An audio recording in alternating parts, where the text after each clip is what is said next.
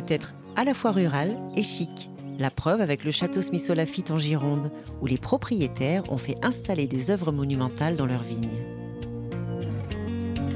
On a choisi, oui, d'avoir des œuvres d'art au cœur du vignoble. Alors, ce n'est pas une idée nouvelle qui est venue récemment, puisque la première œuvre d'art, qui est ce lièvre un peu iconique de Barry Flanagan, il est venu ici en 1999.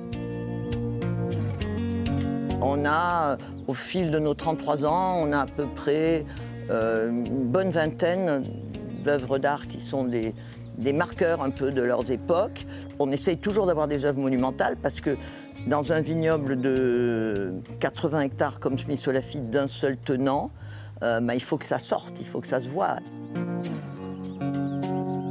Chaque sculpture a une histoire. Moi, j'aime qu'il y ait quand même un peu d'esthétique, qu'il y ait aussi un petit peu de provocation peut-être, mais pas gratuite. Et qu'en même temps, ça nous séduise et que ça nous interpelle.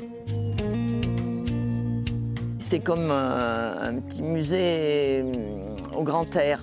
Et là, vraiment, au fil des ans, les gens ont commencé à s'intéresser, à nous poser des questions. C'est amusant parce que parfois, ce sont de grands collectionneurs répertoriés. Et parfois, ce sont des gens qui n'y connaissent rien du tout.